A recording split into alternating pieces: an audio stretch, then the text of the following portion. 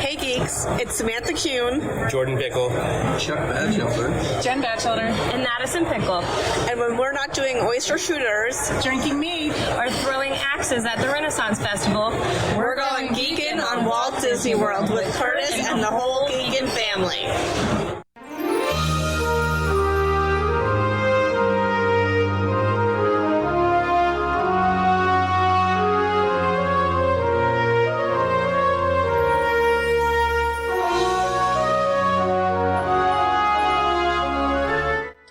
Hey, Disney World geeks, Curtis Stone here, and welcome to episode 473 of the Geekin' on Walt Disney World podcast. This is a bonus episode. Now I'm going to be chatting with the Travelin Tiaras, who we haven't talked to in quite some time. And we also got a fun chat with our good friend Kevin Curtis Allen from the Brit's Guide to DVC. And he's got a good friend, David Tewksbury. He's going to be talking about the Disneyland Paris theme park. Now, I've been talking with friends like these guys and all of our trips to Disney World for over 8 years. If you're new to the podcast, welcome. Started the podcast with my daughter, Lindsay, talking about our Disney World trips. And then we brought on our Disney geeks to tell their trip stories. Our listeners, they are so positive, caring, generous, and they are experienced Disney geeks. You'll get lots of ideas and tips for your next trip to Disney World from their real world experiences and trip reports. We encourage a family atmosphere on the podcast, and before too long, they were calling me the Podfather, and we'd love to have you join our Geekin' family. We got an amazing private discussion group in Facebook. Search for Geekin' on WDW Family in Facebook. You can ask your questions, share your trip pictures, and engage with one of the best groups of Disney World geeks out there on the internet. We are independent Disney authorized travel guides with FTC Elite Travel. You got Mama and Auntie Judy, who we're going to be talking to here in a second, but we'd love to be your Disney travel guides, help you book your room, tickets, and dining reservations. Just contact Mama and Auntie Judy at travelintiaras@gmail.com. Don't worry about remembering that. Just check your podcast app that you listen to the show. It's in the show notes right there where you listen. And you know what? It's time. It's been a long time. Let's talk to the Travelin Tiaras. Hey, Judy. Hey, Mom. Hey, Curtis. Hi. Hey, geeks. Hey, everybody. Hi everybody. It's been a while, Been a long time. but we're back. Well, we had the cachapas. Didn't you hear us talking? Don't eat the Long time cachapas. ago. A long time ago. When we were at Disney in June, we ate cachapas. I've never eaten them again. We didn't know we I were don't know. eating them. That was Judy, the does problem. everyone know Yeah. the inside joke about the cachapas? I don't know. I didn't. Curtis had to tell me all what about the it. cachapas are? It's Yeah, our code word. Now I know. It's our code word for the great unpleasantness. Which people, do they know what that If is? you've been living for the last 3 years, you know what the great unpleasantness is. It's easy to figure out. I think Kevin coined it. Give him credit. So this episode is going to be a little potpourri of a couple of things. First of all, getting you guys back on the show. And I got a couple of great questions from the community to Yes. ask you guys and get your take on it. You know, I got Kevin Curtis Allen promoting the Brit's Guide to DVC podcast. And one of my bucket list items, I hope it's Mom's too, to someday go to Europe and be over at that other park, the Disneyland Paris. And David Tewksbury does a great kind of intro to Disneyland Paris. So definitely check that out on part 2 of this episode. Nice. It's a bonus episode, but great to talk to you guys. Well, I talk to you guys. Hey, you know, I want to ask you, you know, we talk about lobster rolls all the time. We had a couple of good trips down to the Connecticut shore. And Yes. can you rate the lobster rolls, Judy, from the 2 trips this summer? Well, I would have to say the lobster roll at Abbott's, because of its size, would have to be number 1. Also because of the location, because we were sitting on the water. And that, I mean, the one that we had at the Sea Swirl in Mystic was really good. And it had the grilled bun, which I really like, but we were sitting on the side of a road. Yeah, and like Main Street in Mystic, practically. Yeah, you yeah. know? I mean, And it it's was an old Carvel building. I don't know if people know what Carvel is, but It's from ice the cream 50s store. or 60s. You know, those Jetson type of looking buildings. It's a cool building, but it's definitely Yeah. on the main drag, and you're kind of sitting on picnic tables in a parking lot. So, But Uh, if I lived in Mystic and was just going to grab them and take them home, I would definitely go to Sea Yeah. Swirl. Yeah. It's like a grab and go. It's not like a eat and sit around and enjoy the view, because there isn't any. no. But they were good. There was no question. But Yeah. I like I the kind of grilled like- bun. Yeah. We didn't get enough road trips in. This has kind of been a hectic summer, so we didn't get enough shore road trips this year. It's like Disney Yeah. World. It's fun to try different places, but you always, if it doesn't quite meet some of It your is. favorites, you're a little disappointed. Yeah. I don't know that we were disappointed. You know what I was thinking? I That's had how you learn. the clams, the whole belly fried clams. That's what they, Yeah, a lot of these were they places the claim they're best the clams best. you ever had? They're the best. I That's thought they were their very good. claim. Yeah. I think they've been on they were on one of those Food Network shows that says it's, you know, like roadside eats or best. Yeah. Mm. So that's Diners, what they drives, claim. and diner drives, One of drive-ins, and those. dives. Yeah. Yeah, one of those shows where they said that place was. I mean, it's definitely if you want the fried seafood. Yeah, they had a lot. They had scallops and shrimp and all that, where Abbott's pretty much just has lobster. Hey, Judy. Yeah. So Hey, Kurt. here's my take at looking at your lobster roll from the what was it called? Seaside Swirl? Sea Swirl. Sea Swirl. Sea Swirl. Because you can get ice cream after you're finished. That's why. Yeah. Yeah. Well, I was thinking, like, I think you've already alluded to, the bun was really good. It was toasted. It was larger than Abbott's. It was a good bun. I want to take the bun from the Sea Swirl and combine it with the size of the Abbott's lobster roll. Yes. And I think you got the Yeah. perfect lobster roll. Yeah, that Because- would be good. Because we paid at Sea Swirl for the smaller one the same that we paid for the larger lobster roll at Abbott's. Okay. Yeah, I said to Ken I could pour my lobster into yours, and he said, "Go right for it. Just eat the bun." But I no way I'm going to do that. New listeners are wondering, what the heck are we talking about? Mystic lobster Mystic, rolls. Connecticut.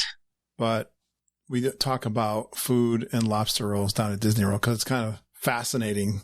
Tony Ann, God, I want to call her out their name.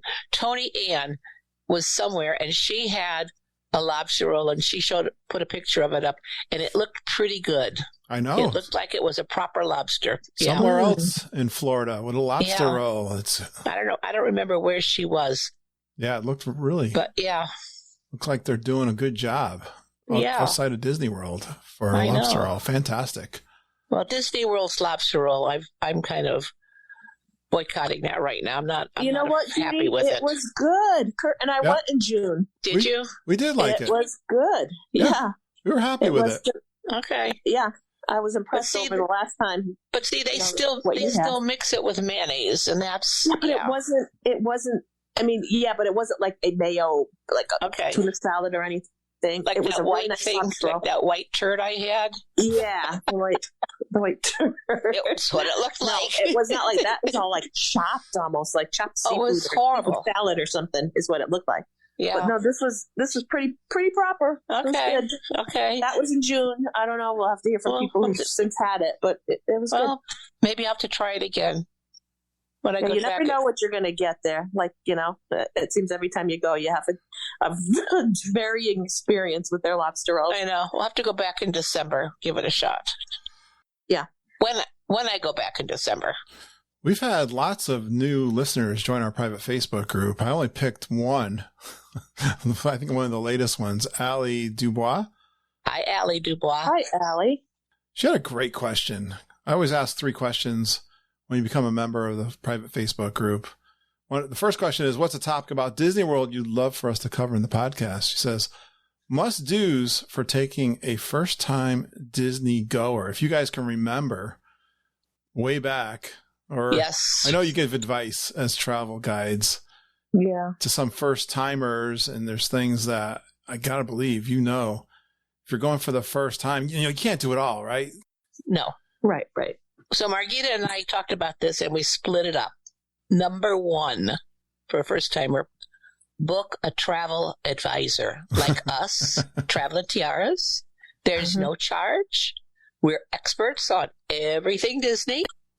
We are available to answer all your questions.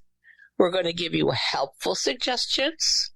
We're going to help you become familiar with My Disney Experience app on your phone, which you absolutely have to have. Yeah, the day Trust us on this not one. of saying, "Oh, I'm not going to use the app." Those days are gone. You got to have it. You have to do it. We will book your resort and your ticket package, and we're generally going to just take the stress out of all the planning because we're going to do it for you. And we're going to teach you how to do it too.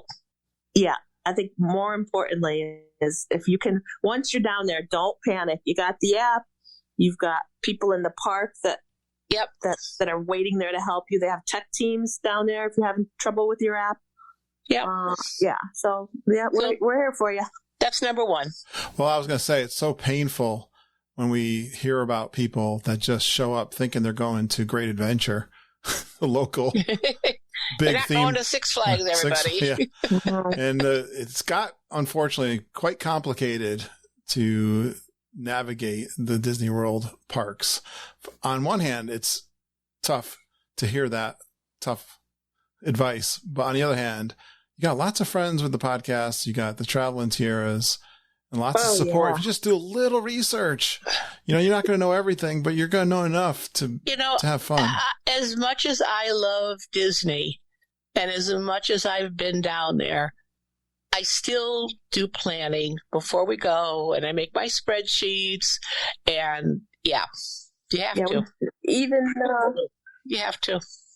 I talk about this on the podcast, and I asked this question: What was that goal you had for going on this trip? What was the must-dos that you had? What was the list? What did you want to accomplish? You got to prioritize. You got to talk to everybody who's going with you. What's going to make it their fun trip for them? Mm-hmm.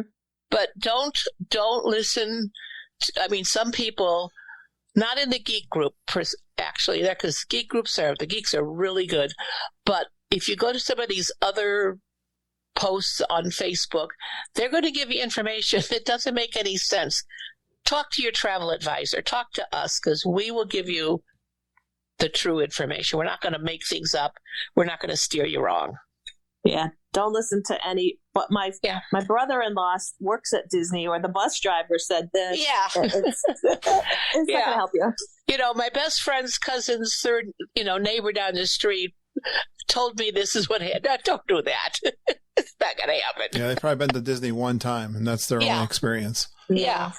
All right, guys. What's another must-do for a friend? Go for it, Margita. Well, number 2 is stay on the property. Trust me, staying on the property, whether you have a car or you don't have a car, the transportation is there for you. Disney will take you wherever you want to go. To stay off property, a lot of the resorts have other charges that you're not even probably going to be aware of. I'm talking probably more around, Disney Springs area, which we can book those for you as well. But there's a lot of resort fees. Yeah. There's everybody's got a parking fee nowadays, even Disney. And the busing and the bus transportation from the Good Neighbor hotels is not as good as the on-property transportation. True Disney transportation. No, right? No. They kind of farm that out to other companies. But stay on the property, and you'll find, no matter where you go to your resort, to eat or whatever, you'll have Disney cast members there to help you with your questions and problems and issues if they arise. It's, one night off property, if you're getting in late and you don't want to spend the money to stay on Disney resort, that's fine, not a problem. And you're not going to really, at the value resorts at Disney, if you stay in a value, you're not going to save a lot of money by staying off property, because exactly the few dollars that you save, you may use up in resort fee. If you're driving, then you're going to have to pay to park. also. But the one thing you're going to lose is the time. You're going to lose all the time that it takes to get back and forth. Where if you're on property, you're right there. You can It's very run back easy to your for your hotel. party to split up if someone wants to go back for whatever reason. Easy enough to get on a bus or a monorail or something and not have to worry that that person is going to get where they're going. It benefits you in all ways. Stay on property. And you're immersed into the Disney bubble straight away. Yes, you are. And you won't know what we're talking about until you get there to understand what we're talking about. And then I think with the Skyliner, boy, what a game changer with Pop Century as a my gosh, value resort. It's amazing to be location, like they say in real estate. And my favorite resort of all resorts really has to be French Quarter. I just love that resort. But because it doesn't have the Skyliner, when we were there in February, it lost some of its desire because I had to take a bus everywhere. I think what a lot of people do to save money, first time they go, they'll stay off property, and then maybe they'll go a second time and stay on property. And guess what happens, guys? You become a convert, right? Absolutely. Right. Margie and I, when we took the kids for the very first time, my only experience was downtown Disney resorts. And I said, wow, that was a great experience. I think I'll bring my family. The cost was really great for us with 5 kids. 5 kids. 3 kids. Are we having more? 5 kids? Margita, where are you hiding the other 2? Oh my gosh. But, we took we went in deep on our 3rd stay, Margita, when we stayed at the Polynesian. Yeah. Well, back in the day where you could stay for $150 a night. Yeah. Well, I think it was in a garden room. $169 a night. I still remember that price, but it's so amazing to be on property. Just take our word for it. Talk to the Travelin Tiaras. They'll give you a great package, and do it on property. Great advice. All right, what's number 3? Go ahead, Margita. You got this one. Number 3. Oh, yeah. This is one of my favorites. Get and read The Unofficial Guide to Disney World. Oh, wow. This book, I get it for Christmas every year since we started going. It updates every year with all the newest information. And the thing that I love is it's a fun book to read. There's always... the unofficial guide is just it. It's unofficial. So they can say whatever they want. And believe me, they do say the good, the bad, and the ugly. They make fun of the same stuff that we'll laugh about. It gives you everything you need to know about Disney World.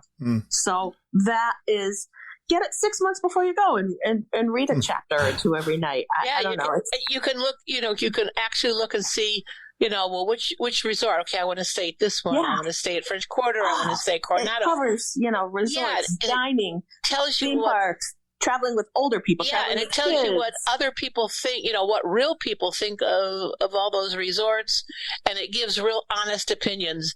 They'll tell you, well, I like this resort, but don't ever stay in these rooms because they're too far away. Or I know when we were staying at great read. Yeah, at Old Key West one time, they say stay away from the rooms, and they gave certain numbers because they back up to the highway. Now, you never would know that. You can request a room. Doesn't mean you're going to get it, but you can always request. Yeah. There's just so much info in there. I don't happen to have a copy in front of me now, but there's so much info. Even the little minutia stuff. It's about every little attraction, and I have mine here. Yeah, it's highly recommend. I love it. Hey, Judy, I want to correct Margita on one thing. Uh-oh. Correct me. She's got it for Christmas several times. We've been getting it for 20 years since we've been going to Disney World. You're getting it free now. But she's been getting it free from the podcast because I've been interviewing the authors. I know. Okay. Well, they so generously supply us with our annual coffee. So there. Yeah. Doesn't matter. I read it between Christmas and New Year's because everybody's home and we just veg out those weeks. So it's my annual thing. Yeah, it's still the definitive guide, like for all the reasons. It's a great one. I would say combine the two. Read that book and then bounce those ideas against the Travelin Tiaras and our private Facebook group. Oh yeah, between the 3 of those things. Oh, absolutely, yeah. That's all you need. any question you have, it will be answered in one of those different places for sure. Yep, that's great. It's a good book. Judy, you have number 4. I have number 4. Things you should tell a first-time newbie that's going to Disney World. So when you get your resort and your park tickets made, then you want to start looking at the restaurants and the quick services, which is like a walk up and grab your food and then go sit down. You can go on the Disney website.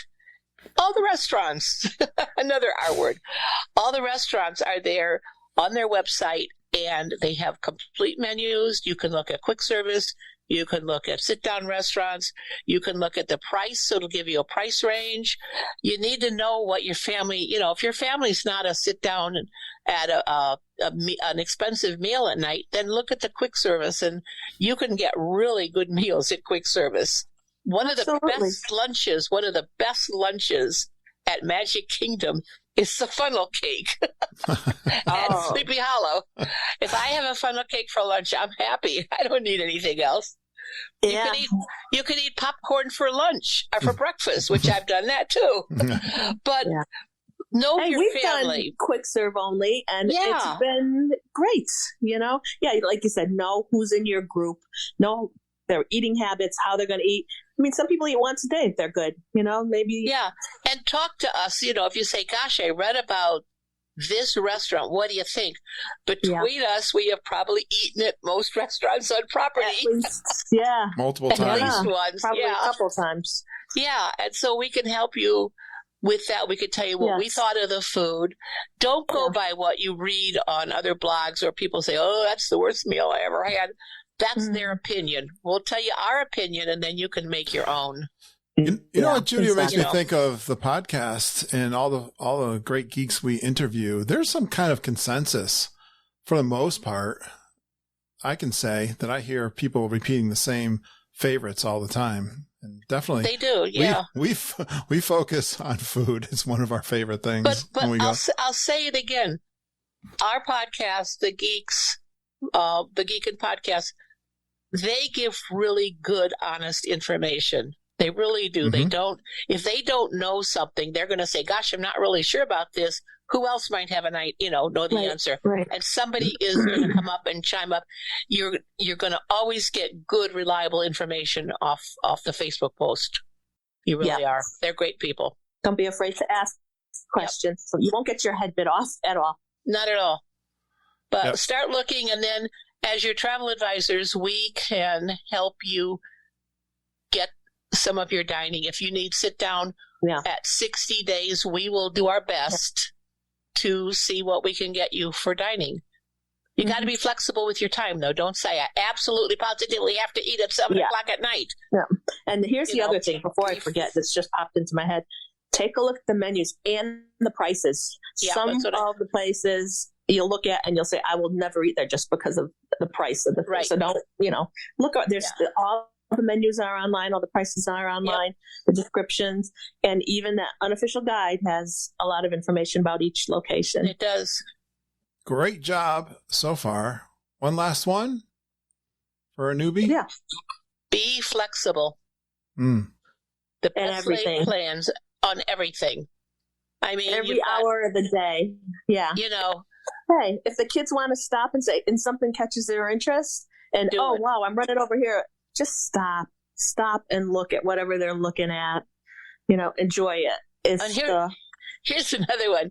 If you're in the shop and you see something that you really, really, really want, buy it. Then don't say, "Oh gosh, I'll come back." All the time. Yep. Just kick me in the rear, Judy. Next time I say, I'll come back later and get it. I know. Because later never happens. Because you forget. You think you're going to go by this week, and then it's gone. And then you can't remember where you saw it. Yeah. I know. If you see it, buy it. Yeah. I mean, buy it. Well, I was going to say, I'd say buy it at the end of the day, but you know what? You'll forget. They haven't brought back their delivery pickup service back to the resorts. But the end of the day is probably the worst time to go in the store. It is. There'll be a gazillion people. Yeah, just pick it up. But be flexible. If you get up in the morning and it's pouring rain, you put your poncho on and go and do other stuff. but go. Don't let the rain scare you either. Mm-hmm. Unless it's raining sideways, and then maybe you might think, well, I don't know. Yeah. Rain in January is probably not such a good idea. Maybe you have another plan, but Yeah. How many times have we noticed where Plan B was better than Plan A? Sometimes, yeah. Sometimes you just got to throw it all away. I mean, like we were sitting. That's okay. That's Yeah. okay. We were sitting in Captain Cook's, Kurt, you and Ken and I, and you said, I really don't want to go to Ohana for dinner because it's 2:00 and we're eating lunch. Yeah. So we canceled it. We went over to Epcot. We got to see Peter Noon. We ate at the food booth. It was a great Plan B. And Ohana's my favorite restaurant on property. I know it is. And I missed for you to say I don't want to go, Well, it was okay. it was That's the practical choice at the moment It because was. we kind of, I don't know why it happened, but we ate a late lunch. We did. And I mean, Ohana's not a place to go where you're not hungry. No. I'm glad you guys didn't go because you know what? Then I would have been more mad. I know. Well, next time we'll go with you. Yeah, we'll go with you next time. Yeah. Guys, Yeah. those were great, fantastic tips for newbies. Good. I'm proud of you. You did your homework. We did. All right. Okay. We had just a fantastic post. We have lots of fantastic posts in our private Facebook group, but this one, we got a good friend, Chris Futrell. You know Chris? Yes, I do. Oh, of course. Makes you laugh every day. Every day. Oh, yes, he does. Yeah, He kind of our does. unofficial comedian of our group. Yeah. And I've become good friends with Chris because, you know, he shared his room last G3 with me, one of the several people that did that. But yeah, that'll do it. Yeah. that's not why I picked his post. It was a very thoughtful. I replied. Let me read just kind of the end of this, and he finished this off. This is kind of like his right now. What would you like to be doing at Disney World right now? And he gave some great answers. But he says Walt Disney World is full of cool attractions, great restaurants, and top-notch experiences. But I just miss being there. I miss soaking in that electric atmosphere on the Hollywood Boulevard. I miss walking around Crescent Lake. I miss looking over at Tom Sawyer Island, knowing I'll probably never take the time to go over there. It's so true. That is true. He says, I just miss being home. And man, did so many of us relate to that post. Yeah. And I'm just wondering, did you guys come up with some things? What are you thinking about? Yeah. What do you miss? Absolutely. What would you be All doing right. right now if you could be at Disney World? All right. I wrote it just like he did. Right now, I wish I was getting on the Skyliner at Pop Century on my way to Epcot. I love skimming over the water of Hourglass Lake, looking for all those little alligators looking up with their beady little eyes. Wondering when it's going to hit the water. Changing at the Caribbean Beach Station and going to Epcot because I love the Skyliner and it's just relaxing and it's my favorite way to travel. I didn't know that. I don't know that I knew that. That's fantastic. Yeah. That was one that I wish I was right now. How much of a game changer it is, but it is. Yeah. It's kind of like an attraction They now. really got to put that on all across the property. Yeah. Somehow, some way, that's got to be done. I don't care. Such Come a on, big hit. Chapek. Margita, what would you like to be doing at Disney World right now? Okay, but like right now, that feeling of when you're getting off your plane, you're going down the jetway, right? You're at MCO, and you get off, and you smell that Florida humid air. Even in the terminal, you can smell that smell. You know, you got the MCO carpet. Does anybody know what I'm talking about with the carpeting? I always say the tile floor section. That feeling is so good when you get, and then you hustling down to get on the little monorail there, the little toy monorail to get. It's just it's so good. It's so good. The whole week or whatever is out in front of you, and you're just getting there. It's the best feeling. Love that. Nice. It's a welcoming feeling for us because we've been enough times too. Yeah, it never gets old. It's such a good feeling. That so never agree. gets old. I gotta add get one that sensation. that has been very much talked about on our podcast, and one for Margita and I. But I don't know if it was on your list. It should be that frozen lime margarita at the Mexican Pavilion. Margita and I have been taking that picture for years and years and years. You stole one of mine, Curtis. I'm sorry. Yeah. Yep. Well, it's not a trip to Disney World. That for you and me was our very special, always will be there thing for us. So, and everybody loves it, I think. Yeah. So they tease me, Margita, because they get my favorite. You know what? They get all kinds of other. They try the rainbow margarita. They try the mango margarita. I know. Hey, you know what? Whatever floats your boat. But there's something about on your Epcot, your first Epcot day, and World Showcase is open, and you're going over there, and you have that margarita. And you get your little shine on, and you can go around and ride the Mexican boat ride. And kick me out of the group, but I'm not a fan of it. So, okay, you be quiet. Then I'm cutting you out. For you. I'm cutting you out of this because it's a big. I think it's become like a mantra almost. The 11 o'clock margarita. I love that. Yep, we got a T-shirt. Go out to T Public, get the T-shirt. All right, Judy. Then what's your number 2. Right now, I wish I was getting on the monorail and headed to the Poly to go to the Tambu Lounge. Oh, you stole mine too, Judy. Oh, you guys didn't coordinate these, I guess. No, we didn't talk about this at all. No, and I want a Lapu Lapu. And then I also want... Mine's a little different. I would like that nice pineapple. Lemon drops. But I also want, and I can't remember the name, and I looked at the menu, and it's like an orange slushy kind of drink. And I know it's not on the menu, but if you ask for it, they'll make it. Sunshine Sprite or something like that. Both of those. Yeah. That's One time, they make the best lemon drops there. If anybody is still interested in that, best lemon drops. One time Ken had gone to take a rest at the whatever resort, and I said, I'm not leaving. So I stayed at the Magic Kingdom, and it looked like it was going to rain. So what did I do? I went to the Poly. And so finally he called me, and he said, so where are you? And I said, well, maybe I will tell you. But I'm sitting at the Poly drinking all by myself, and it was wonderful. So then he came over and joined me. But there is just nothing like it. There's nothing like it. Years ago, they used to have a little guy sitting up there on a little kind of stage, and he would play Polynesian music with his, I don't even know what the instrument is. There's definitely, do you remember that guy? Ukulele. Yeah. No, it was not a ukulele. Not a ukulele. It was like a Chinese instrument. That little ding, ding, ding, ding, ding, ding. That I don't know what it's called, but and it was so amazing to sit there and have your drink and just be out. Now they have someone outside in the little downstairs in the little lounge outside of the Polynesian that does play ukulele. Okay, out there. But yeah, that was really that was great. I still love. That's one of my favorite places is Tambu Lounge. We love the atmosphere. Yeah, the atmosphere is can't beat that atmosphere at the Polynesian, and some really fantastic cocktails.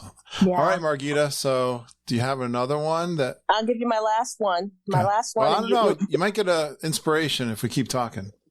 Yeah, no, this is my last one for now. Okay, it's early in the morning when you get in Magic Kingdom for early extra magic hours or whatever they're calling it now. You walk through Fantasyland, and there's not that many people, and I can do all my Fantasyland attractions, especially Peter Pan. Oh my God, that is like my piece of heaven right there. Then I can go on and do the rest of Magic Kingdom, but that's how it's got to be for me. And see, when we go to Magic Kingdom, we always go left and go right. I don't care. Right to Adventureland. Go. I'm telling you, the right way to do it is go to Fantasyland and ride Peter Pan. Get in the mood of the whole spirit of Walt and everything. It's just amazing.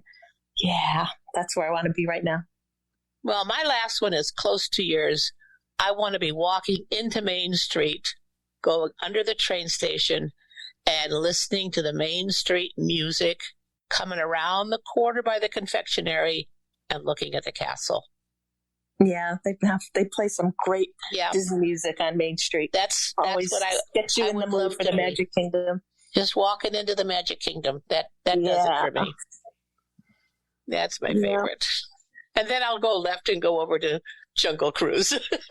She goes the wrong way, people. She's doing it wrong. So. No, I can bang out Jungle Cruise and Pirates and Mine Train and then head over to Haunted Mansion and go bing, bam, boom, and I got them done. Yeah. Margita, what's your favorite restaurant on property? Oh, you ask me this every time, and I think I change it up every time, too. Depends I on really the like mood. Ohanas. I really like You Ohanas. do? Okay. We're similar. Yeah. All right. Ohana. I'm gonna try. Okay, I gotta challenge Margita. I'm gonna try to think. Oh. I totally relate to every one that she just said. I probably could have guessed them. I mean, the arriving one would have been tough, but you know what I mean, right? When you get off that plane. Yeah, I should have guessed that one. I 100% agree with you. But I'm gonna try to pick one of Margita's, Judy, and I'm gonna say, ready? Well, I just thought of another one. What? What about the black cherry adult lemonade? Yeah, at Toy Story. There's nothing like that. At Woody's Lunchbox. Yeah. That's so good. All right, I got another one. Nothing like it. Yeah. At 9:30 in the morning. Which That is makes it even better. Black cherry and vodka at 9:30. It's not something she normally does. But I'm going to pick the Brown Derby Lounge, sitting outside That's good too. and rope dropping that one. Yeah. Would you like to do that today? Yes, I would like to do that very much. Yeah. That's one of her Yeah. favorites too. Yeah. You know what I Wow. want to try? You know what I want to try to do, which we've never done, but I know people who have. I want to go to Oga's at park closing, Yeah, I agree. and I want to I be one know. of the only people in Leaving there the parks. until they throw us out, Yeah. and then walking through Hollywood Studios with nobody there. You just picked one of Yeah. Margita and all of ours favorite too. Like that night we walked Yeah. out of Epcot after Oh, yeah. the fireworks party and doing Oh, the yeah, that was Rose so and much Crown. fun. Oh, yeah. The That was special legendary. events at night are really nice, and I wish they would Yeah. do a couple more of them. Closing Yeah. the parks late, like Yeah. 2:00 in the Yeah. morning, 1:00 in the Yeah. morning, when no So one's fun. around. Yeah, those are. Well, if it's a park, if it's a Disney activity, and you're there late, they're going to have to get you back. They're going to have They to sure are, and to they get sure you do. back. So they say. So don't worry about. If you do something at one of the resorts, they don't have to get you back from there. But if you're in the park, they got to get you home. They'll get you back, Yep. and they bend over backwards to do it, even if you're the only people on the bus. It Yep. just happened to us. Yeah. Always worried me. I guess now you got Lyft and Yeah. Uber. Yeah. Right. Well, to you back you can't up. lift. You can't lift or Uber if you got a scooter. No, that's true. That makes it a little harder. All but- right. I'm going to give one of mine. I might be Yes. weird in this one, and none of you probably agree with this one Okay. All right, go for because it. you all like to sleep in compared to me. I love the mornings, no matter where I am doing my morning coffee walk, getting an early morning coffee when In the dark. nobody's. He does it when it's still dark. I They open haven't my even made the eyes, like, coffee Where's yet. Kurt? He's not here in the room. You know, Yeah. our good friend, cousin Heather Stone Capel, who's messaging Margita about her first DVC trip to Bay Lake Tower, which she is Yeah. super I'm so excited. excited for her. super excited. And She was now up that at they finally- 4:30 this morning. Now that they finally I know. got there, Yeah. it took them a while to get there too. Oh my gosh, I don't know. I don't know if I've ever done 4:30 in the morning because that's the middle You of the can't even night. get coffee unless you make it in the room. I know nothing. That's probably what she did. Oh my gosh, I love Right? every resort experience. Of course, yeah, Bay Lake Tower is fantastic. Just the Magic Kingdom resorts early morning. Yeah. No one around except for the cast Magical. members It's magical. and just Yes. everyone kind of rubbing the sleep out of their eyes. I love that part of the day. Tony, The whole day ahead of you, It's like yeah. very beginning. Casual. And Yeah. you could be in the most crowded area later. It's going to be later in the day. It's going to be so crowded, Yeah. people bustling around. And I mean, the monorail going through the Contemporary early, people just kind of barely getting to the Magic Kingdom. Yeah. But even Yeah. like Coronado Resort, someone was just posting Tony recently. Ann posted pictures this morning of her walking around Coronado Right. with her coffee. I agree. Early morning. They're all Yeah. fantastic. Well, Yeah. I wish some of them wait till 7 a.m., which is way too late to get the coffee ready. But that's my beef. Yeah, I agree with you. They should always have a pot of coffee in any resort.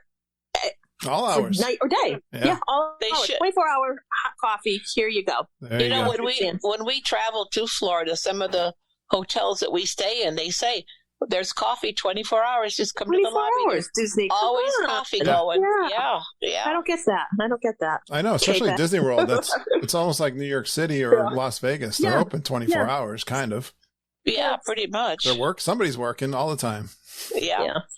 Fantastic, guys. You guys really brought your A game. I'm Of impressed. course I we think did. the time off did you wonders. We were on summer break, okay? We were. Summer vacation. Oh, man. You know the All song, See You in September. No, Judy, I hate that. And everybody doesn't know how much I feel in the end of the summer. When the summer's through. Margita's really stop. upset. The leaves are starting to fall already here in New England. I love fall. Oh, my gosh. It's One the of most my depressing favorite- time of the year. One of my favorite How seasons. are all we the even color. friends, Judy? I don't know, How the hell but are we even friends? all I the can't even- colors so bright. Oh my gosh. Yeah. I I wake love up every it. morning and it's dark in the morning, darker than it's been. Well, I'm still sleeping. I don't wake up till the sun comes up. Oh, yeah, it's sad, but Well, oh well. It's beautiful. all right, everybody. If you want to get their personal opinions, direct contact, email them, travelintiaras@gmail.com.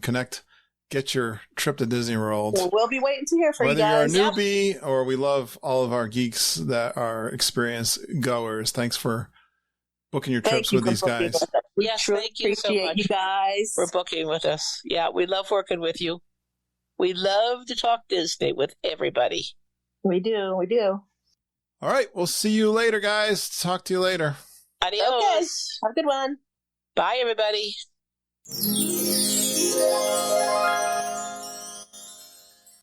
Now let's transition to the second part of this podcast, something totally different.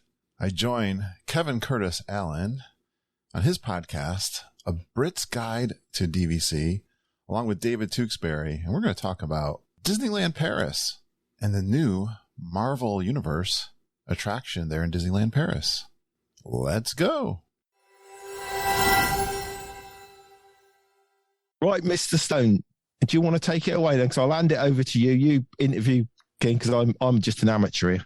Oh, okay. Yeah, but I'm You half happy with asleep. I'm half asleep. that? You can kick it off. Yeah. Go ahead. Okay. Welcome to the show. I've got here today my good friends David and Mr. Stone.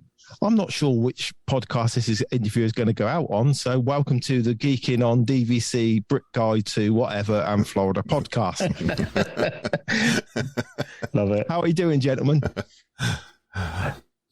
I'm doing great. Thank you for inviting me, Kevin. I don't know. We haven't done this in a long time, but I usually get up really early. I just have been not caught up in my sleep over the last week. It's been quite an adventure, but thank you so much for having me on my podcast or your podcast. Or some podcast, yeah. And David, what are we going to talk about today?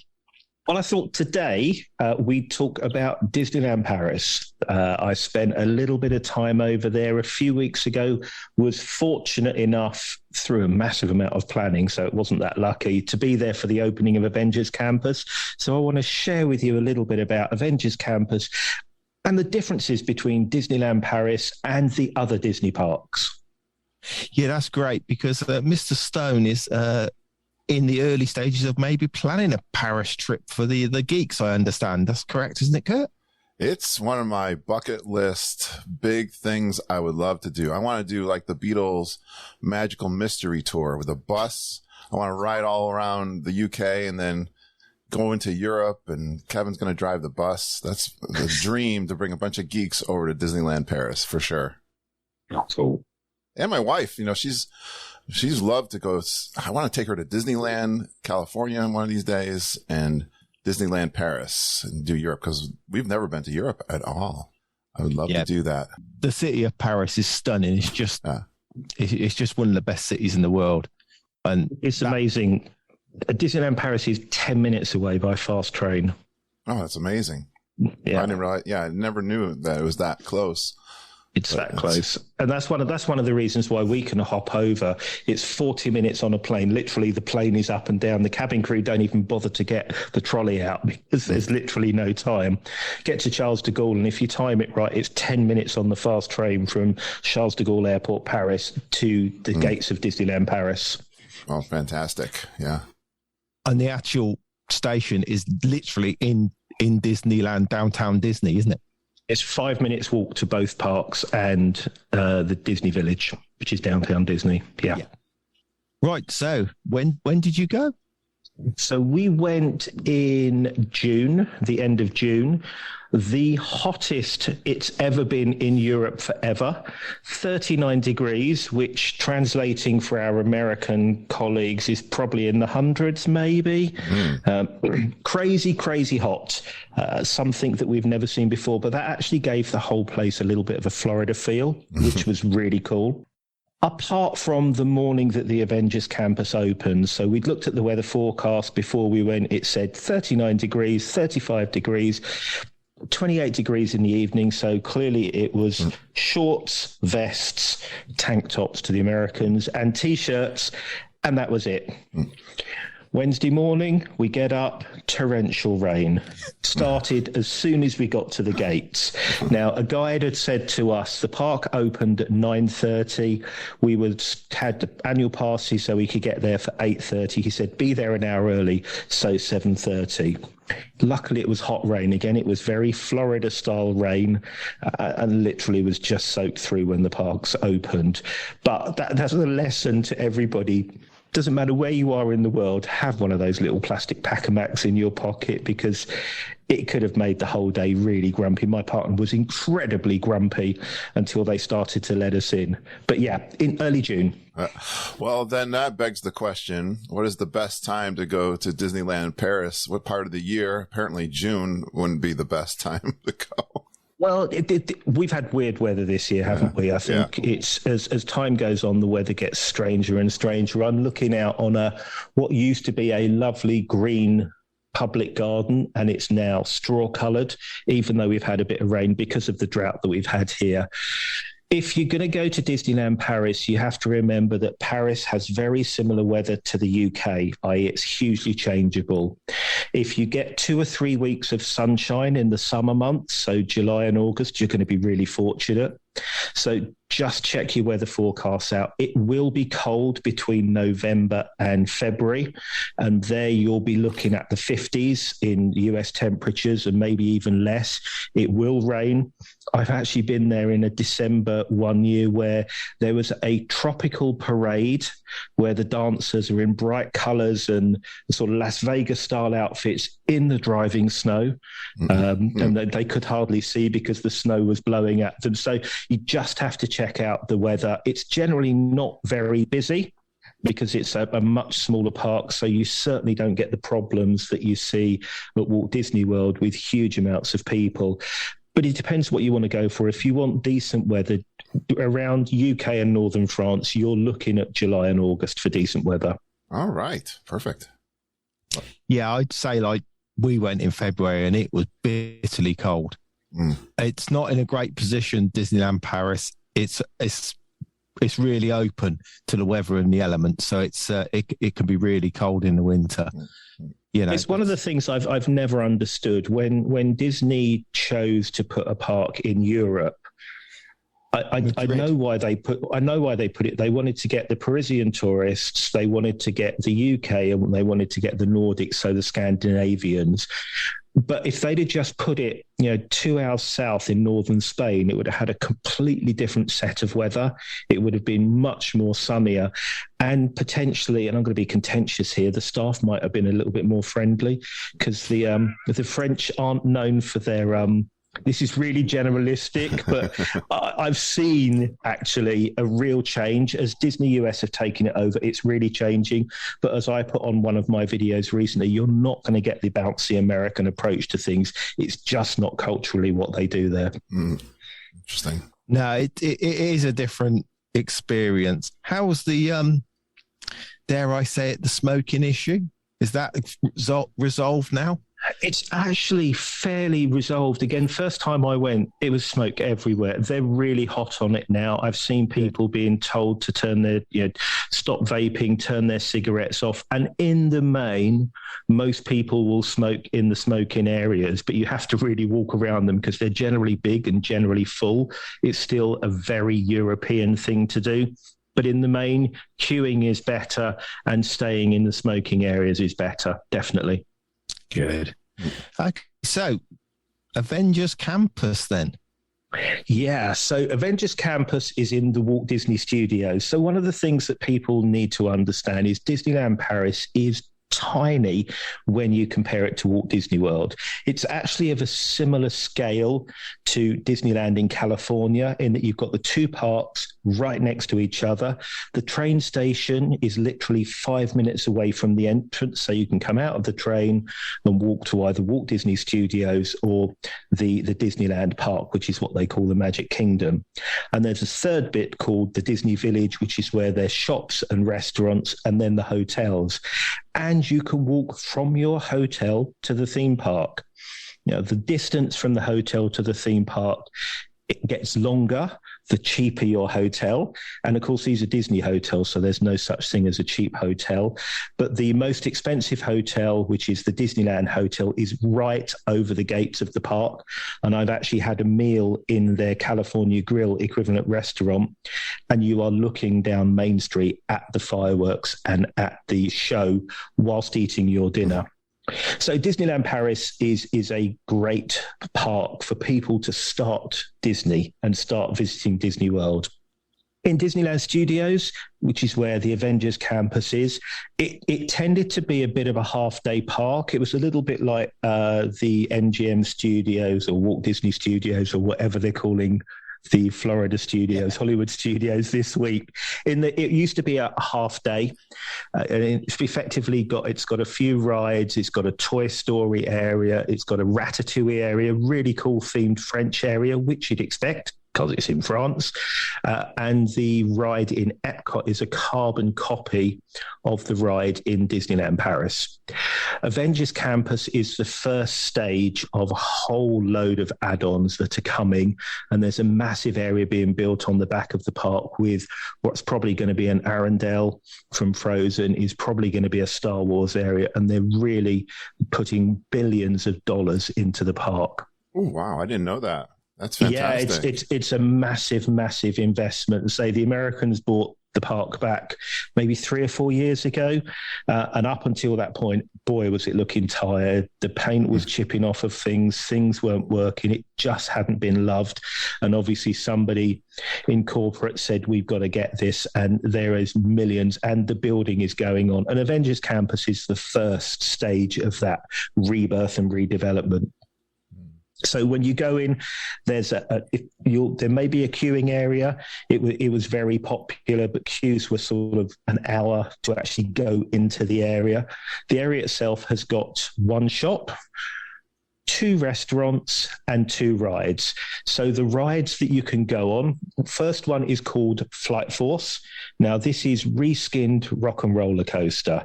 So effectively, they've taken the old Rock and Roller Coaster and put a Marvel Avengers overlay. It is superb. It's quick, and you have to keep your eyes open, which is really difficult when you're traveling 60 miles an hour upside down and doing loops, but it's definitely worth it. And the queue area is staggering as well. For any Marvel fans, you have to go and ride this.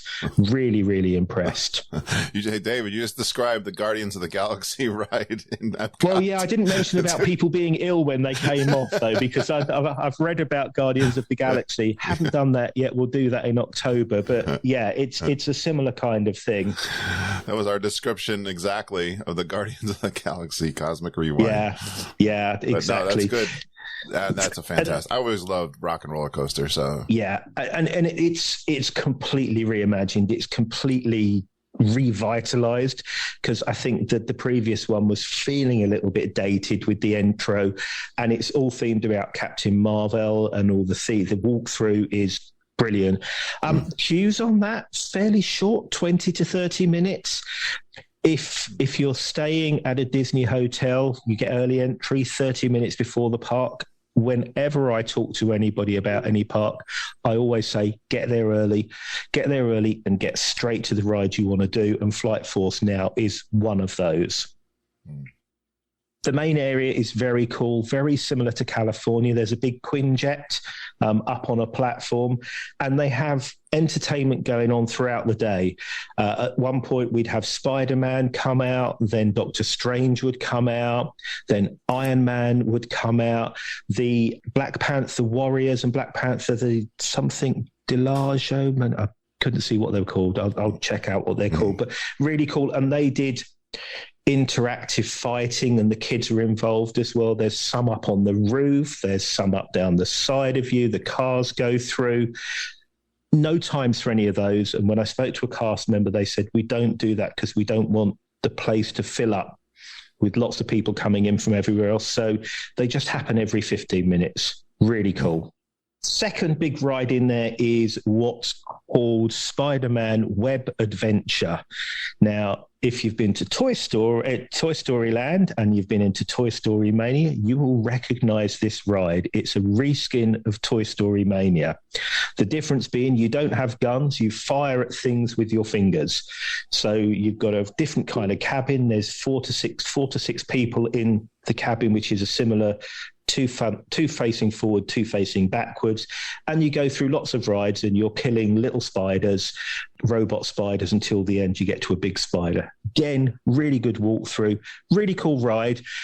Clever Disney merchandise have gone, I wonder if we can upsell here. So in the shop, you can upsell bits that you can put on your hands and your wrists that mean you can kill more spiders and more of the aliens coming at you for a mere $50 a time. So, it's a great upsell.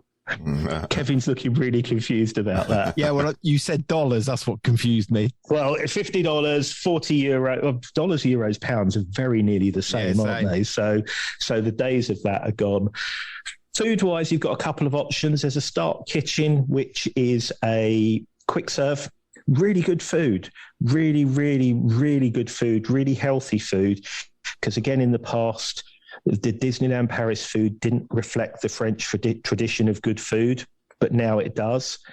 And then there's also a Pim Kitchen, which is a buffet restaurant. You have to make a reservation. Reservations go really, really quickly. It's 60 days in advance. And if you're not on there on 60 days before you go on the Disneyland Paris app, you will not get in.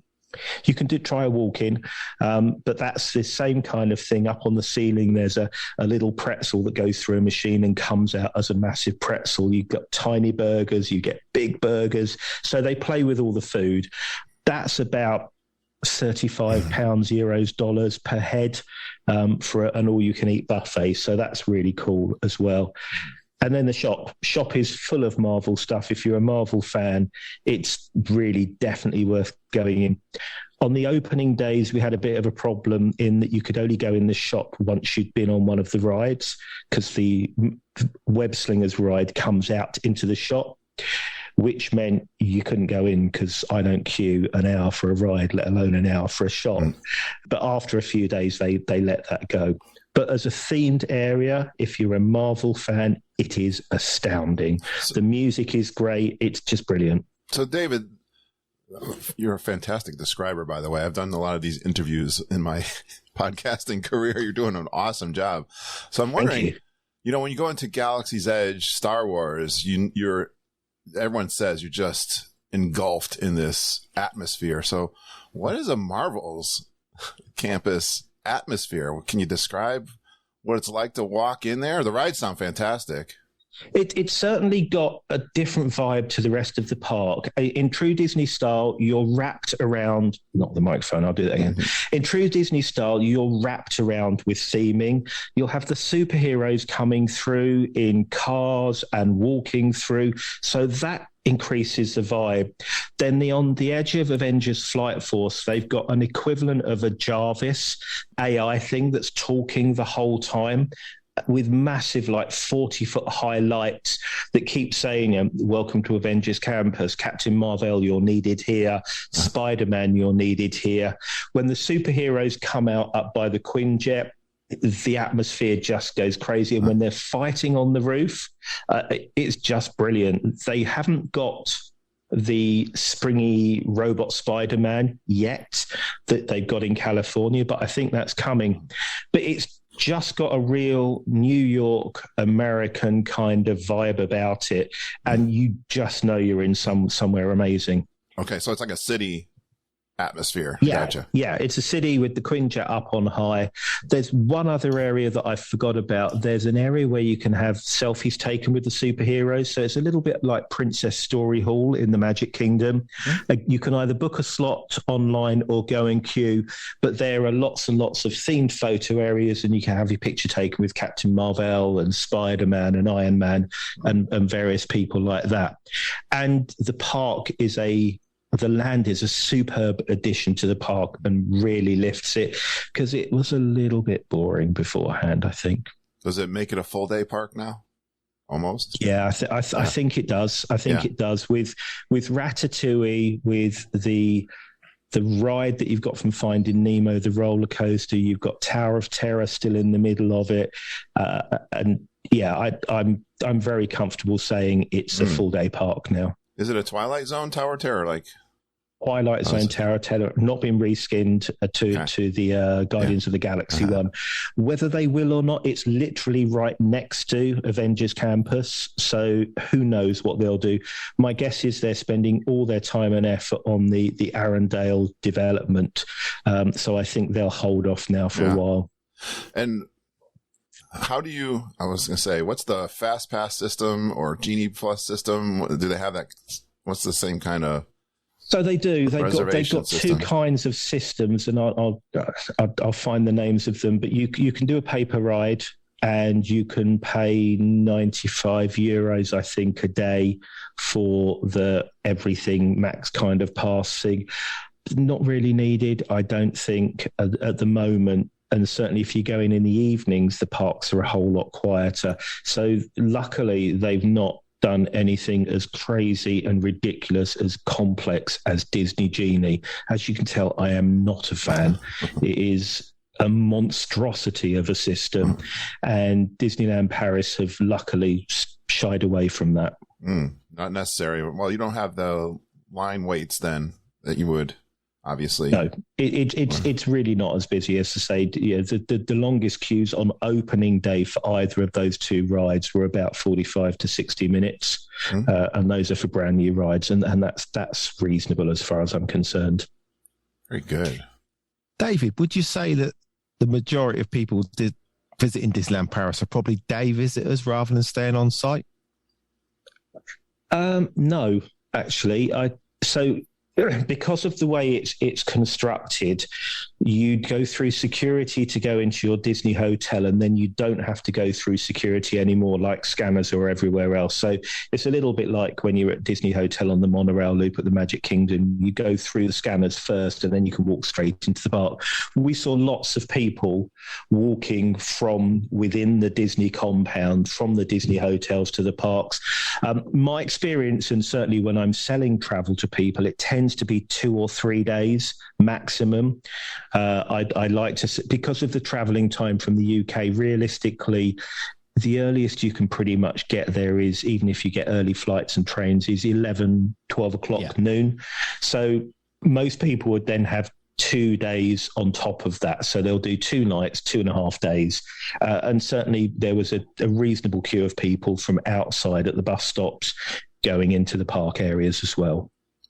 Well, if I was bringing a bunch of geeks over to Disneyland Paris, how many nights would we need to see the whole thing? And then including where would we go in Paris? How much time would we need? So if you were doing Paris as well, that makes it more complicated because it depends what you're going to do. I think you could do Disneyland Paris in 3 days, 2 nights. Yeah, I think it's a day per park. There's no nighttime shows or parades in the studios. There was the night that we there. Josh Jamaro, who's the chairman of Disney Parks, was actually there on the second day, and I just went up to have a chat with him because, hey, I'll go and chat to anybody. And lovely guy. And he just said, "Oh, did you see the drone show that we had yesterday for the opening?" I'm like, "No, we didn't know about it." So you only need to see the fireworks in Disneyland Park on the first night, but you mustn't miss them because the drone show is amazing. Yeah, I remember they had one of those at Disney Springs. Yeah, for Disney Christmas Springs. time. The Christmas one, That kind didn't of they? thing, yeah. They never brought it back. I think they did it 1 year, didn't it? Only, I think. Yeah, only the 1 year. They had some issues with the drones, but it was early days, wasn't it? Yeah. But But people raved about it. It's the Disneyland Paris one. These things literally appear out of nowhere, and it's just fantastic what they do. I think I'd probably go as far as say, so their evening show is called Illuminations, and I think it's better than Enchanted or Enchantment or whatever it's called. Wow. Awesome. Yeah. One final bit to add on about Marvel is Disneyland Paris have also got a Marvel hotel. So there's a hotel called Hotel New York, The Art of Marvel. It is the second most expensive hotel within Disneyland Paris. It is probably one of the best hotels I've ever stayed in. If you're a Marvel fan, the theming is astounding. Outside, there are 20-foot tall characters of Iron Man and Captain Marvel and Black Panther. Inside the lobby is lots of different generations of Iron Men. You can have a drink in the bar where the backdrop has got the Stark Tower and all the planes, the Quinjets flying around. The theming is stunning. My partner's a Marvel fan and cried when we went inside the hotel just because it was so immersive. So I definitely recommend, even if you're not staying there, go and have a look around. It's 5 minutes walk from the entrance to the parks. Go and have a look around the Hotel New York, The Art of Marvel. Well, David, Yeah, I think you got my friend Tom Ellison and my son Benjamin and Johnny J all salivating now at this trip to the Marvel and Disneyland Paris. Yeah. Fantastic. Thank you.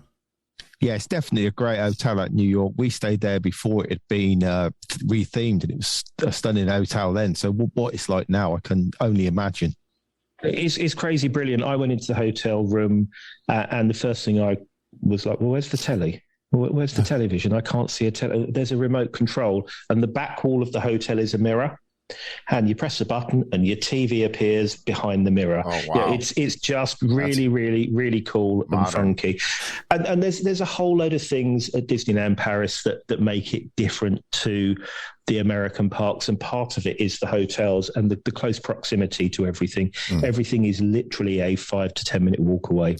Now, if you wanted to spend some time in Paris, would you get a different hotel resort outside of Disneyland Paris? I'd be tempted to stay in central Paris. Paris is a reasonably sized city. You'll probably be paying less than you were paying at Disneyland Paris, or you'll be paying the same but getting a nicer hotel. It's great to be somewhere right on the metro, right in the centre of Paris, and then going around and doing all the things, seeing the Eiffel Tower and the Louvre and all the other kind of places that you can see. But yeah, I'd be tempted to do Disneyland Paris and then hop into Paris and do proper Paris. So Disneyland Paris is like on the outskirts, would you say? It's in Paris, but yeah. Well, Disneyland Paris is on the high-speed train link to Paris. So basically you could get on that train straight into Paris, go to your hotel in Paris. Then you've got the metro, where the metro is your underground or subway system, which is superior to New York, I think, from what I've seen anyway. Well, it's certainly better than the system we've got in the UK. Okay. And you can get round Paris on that, can't you? And Paris is a walkable city as well. It's like London. It's a walkable city. Nice. Wow, this has been fantastic. I'm so glad I got up out of bed at 6 o'clock in the morning on a Sunday to chat about Disneyland Paris with you guys. Thank you, Kevin. It's a coffee walk without the walk. Stop complaining. You read my mind. The other thing I thought I might just quickly add before we sort of wind down is I've mentioned about the differences to Disneyland Paris and to the American parks. And there's some really interesting ones that the designers did when they created Disneyland Paris. Florida and California, we know, are in bright sunshine. It's generally always sunny. Paris, it generally isn't. So one of the things you'll notice is, and this is a bit geeky, the colours. Everything is painted in a brighter colour in Disneyland Paris than it is in the other parks, because generally the skies are grey, and that's not anything ironic. They generally are grey. So you're going to see brighter colours. That's the first one. The castle is amazing, and the castle actually has stuff underneath it. If you go under the castle, there's an animatronic dragon, a 6-foot animatronic dragon, which is really, really cool and going all the time. And the final bit, which I always sort of share with people, actually in Disneyland Paris, there's sort of 3 main streets. Because of the poor weather in Paris and Europe as a whole, if you could only walk up and down Main Street, you're probably going to get wet. So what they've done, either side of the shops, on the outside edge of the shops, have put some tunnels. So you can actually walk from the entrance of the park to the castle and then to some of the other parks, some of the other lands, without getting wet at all. So they've considered the poor weather that we have in Europe and put tunnels so that you can avoid the rain. So there's some interesting things that they've done to just take account of the differences between the UK and Europe and America. And they're a great escape when the park closes and you want to get out. You'll find those tunnels are so much less busy than the actual main street. So unless you're desperate to walk down Main Street on the way out, they're definitely worth using. Fantastic. Thanks, guys. Hey, you know what? I'm going to get a coffee. You're going to carry on with this show, and I'll be right back. I'll listen in, and I'll even help you, Kevin. Oh, will you? If need be. Right. I'll be right back. See you later. Wow. That was fun and great information from Kevin Curtis Allen. David Tewksbury. Doesn't he do a great and amazing review of the Disneyland Paris? So easy to edit also. David, so precise and just great descriptions. New Marvel Land, fantastic. That is definitely a bucket list. One of those trips I want to take all the geeks. One day to Europe and Disneyland Paris. Now you can get more of that podcast. Just download Kevin's podcast, A Brit's Guide to DVC, and you'll hear more of the chat with David and me and Kevin.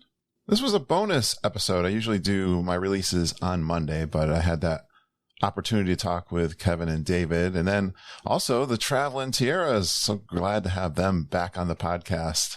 I see they're already starting to book geeks for the Grand Geekin' Gathering.